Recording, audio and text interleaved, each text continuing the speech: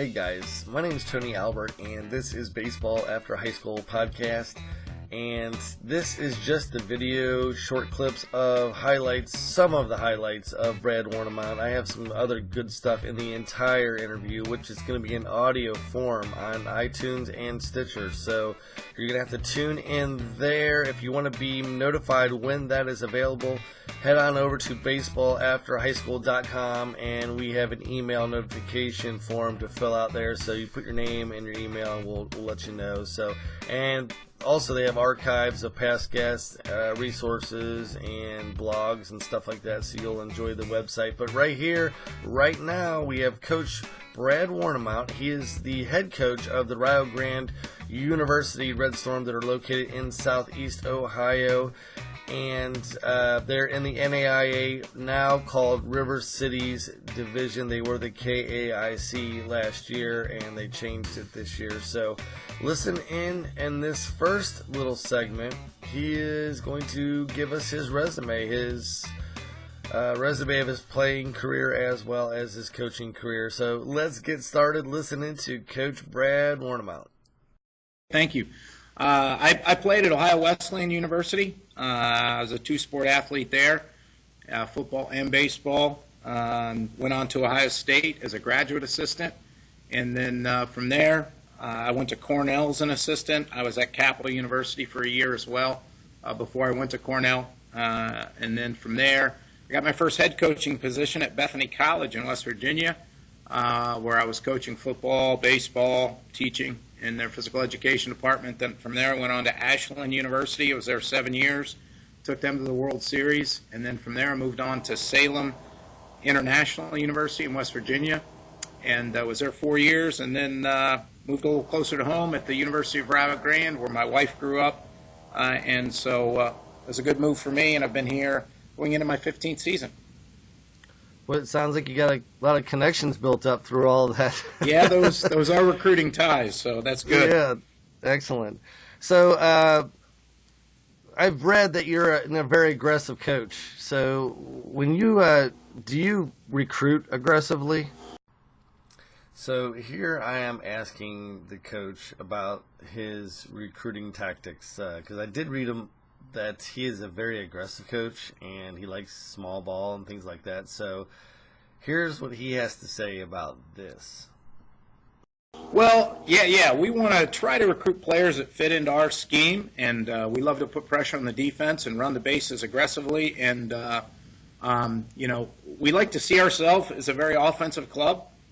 We averaged over 7 runs a game last year, and we had right around 140 stolen bases. But dirt ball reads and reading downward angles and putting pressure on the defense and the catcher to make plays is vitally important to our offense. And then you sprinkle in, I think we had 39 home runs as well. So, I mean, we want to take pressure off our pitching staff, and if we can do that by putting runs on the board, that all bodes well for us. This is where I'm asking the coach what a day and week is like for a player, and he went in and told me a little bit more about how he plans the days for the kids, make sure that they're fed right and everything else. But listen to what he's got for us in this one. Hopefully you guys will like this. Off season, when we start in the fall, we'll lift 3 days a week, and we lift in the mornings.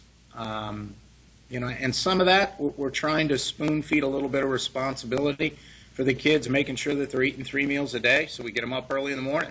If you're going to build muscle, you got to feed it. So rather than a Pop-Tart and a Coke and having them run off to class, we're making sure that they're eating in the dining hall, and then they're starting their day with 3 meals. And I think the caloric intake and eating properly, going along with our training, is vitally important. But normally we'll practice. We go Monday through Friday with our practicing. We'll inter-squad scrimmage on Fridays. And we have some outside competition and scrimmages that we'll play. We scrimmage OU this year on a Sunday, October 9th. So that's always a good test of seeing exactly where we're at. But we do a lot of inter-squad scrimmaging with our players. What we'll do is try to get our pitchers on the mound 2 times a week. We limit their number of innings We don't have them throw any more than 3 innings in the fall. They'll have a 3-inning, and then they'll have a midweek 1-inning appearance, and then we can implement in a long toss as well. So we're not concerned about the number of pitches that guys throw in the fall. We want to get outings in. We want to get them on the mound. We want to see if they can field their position. We want to put them in those critical situations. One of the midweek games, we script. The pitchers are throwing their 1 inning, but it'll be a scripted scenario where 3 innings will put a runner on first base, 3 innings will put a runner on second base, and then we'll put them in a pressure situation. First and third, the runners on second and third, we'll put a runner on third, work on our situational offensive hitting, and we also work, the pitchers have to pitch out of jams. They have to be able to field their position, but we'll hit and run, we'll bunt, obviously, out of those situations. Obviously the offensive, the hitters have to score the runner when they get to third. So we want a ground ball backside, we want a fly ball. So that live game situation and simulating that through the week, is vitally important to what we do and how we do it. And, I think our situational game has become very good, and that's another issue where scoring the runner from third and having those quality at-bats in those situations. Here I asked Coach what is special about his school. I told him to brag about his school, so this is what he came up with. Well, we're the only school in the nation that's a community college within a 4-year school. So the uniqueness of that is the fact that any kid that's in the state of Ohio, any recruit that's in the state of Ohio, will pay the community college rate for the first 2 years, which our tuition is roughly about $4,500, and our room and board is about $10,000. So the total cost is about $15,000 until they get to 62 hours. And we have some of our partnering states. We reciprocate those prices to several counties in Kentucky, as well as several counties in West Virginia get price breaks. So, it's a very good recruiting tool for me, obviously, to recruit in-state and along the river in West Virginia and Kentucky. So once they get to the 62-hour rate, which is a private school, the tuition will jump to $24,000, and then your room and board is still $10,000, so our total cost is around $34,000. However, the kids will get academic awards based on their grade point average at Rio Grande. So to offset some of that, to give you an example, a 3.0 grade point average, you get a $7,000 academic award. So you've already taken really a quarter of that chunk out of your the tuition fees. So with benefit, it enables us to recruit both in-state and out-of-state. That's been very good to us. So, but as far as Rio Grande is a very safe environment. What you see is what you get with Rio Grande. We're in a village. So we've got several Gallipolis, which is about 8 miles away, has all your fast food chains and your Walmart, and as far as the kids can, restaurants and things to get to. However, very safe environment. We have kids that resources-wise, if they want to get better at playing this game, they can do that. It's sort of a Hoosiers, I guess, environment. We have them here and they're cornered, and we're going to get the most out of them.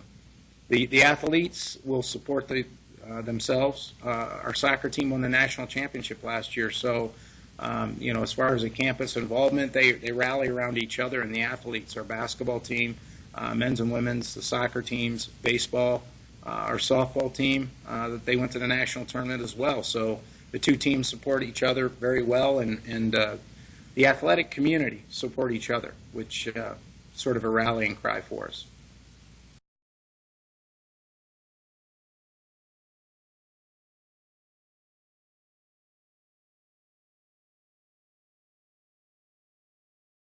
We have a lot of those game sponsors, which what we've had is the game sponsors will throw out the first pitches, but a lot of times we get them not the game they sponsor, but they'll come out to another game and bring their children, or we have a doctor that throws out the first pitch from the local hospital, maybe brings his 2 sons out to watch us play at another game and identifies with the players. The library, our local library, Brossart Library, has sponsored a game. So we have a Read to the Kids Day. So in between the games, we set them on the turf and bring the kids out, and that's been a great community action and community service project for us, and the kids are able to identify with our players. So, Just like a lot of the schools that are small like this, the student to teacher ratio is very good. Smaller classrooms, just like high school. So listen in to Coach talk about that a little bit. Student to professor ratio is 15-1, so which is outstanding. You won't have a class that's larger than 25.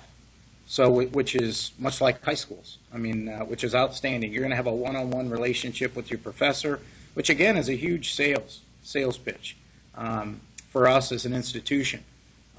Which is, you don't have a graduate assistant that's teaching the class. You're not in front of a TA that has a video screen and there's 1,000 kids in your classroom. You have a one-on-one with the professor. They know exactly who you are. You're not a social security number or an ID number, which is important.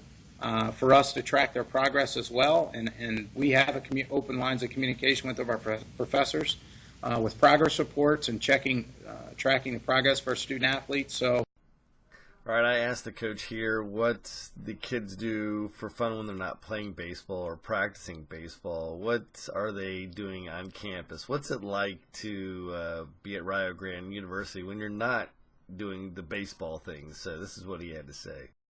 Well, again, a lot of it is centered around our athletic involvement with the athletic teams, but we have a movie night that the kids are able to go to the local theater, which is just down the road. We have a bowling night, which our kids will go in flocks, which obviously discounted prices. I think it's a $2 movie night, $1 for bowling. And we also, with our meal plan, BW3s is right up the road, and they allow you to use your points at beat-ups. So, I mean, obviously, the kids enjoy that one. So I love beat-ups. Yeah, that's 8 or 9 miles away from campus, so that's a popular one with the kids, which we've just partnered that last year, so along with the meal plan. So that was a good move for us. But really, we're a small campus environment, and the kids rally around each other in the events that are on campus. So we'll have some concerts and things like that, comedians that come on campus. So for the entertainment, but the kids, as far as that goes, I mean, it's within the campus environment. Thank you again to Coach Brad Warnimont of Rio Grande University. He was a pleasure to interview and had a lot of fun. So hopefully you guys liked this. And if you want to hear the entire interview, remember, you have to go to iTunes and Stitcher to listen to it in the audio form. So I will be there as Baseball After High School. And you can also be notified when these entire interviews are available. Go over to baseballafterhighschool.com and sign up for the email notification. There's a form there. Just put your name and email in there, and we will notify you when the interviews are available as they come in. So thank you again for listening to this, and we'll see you in the next interview.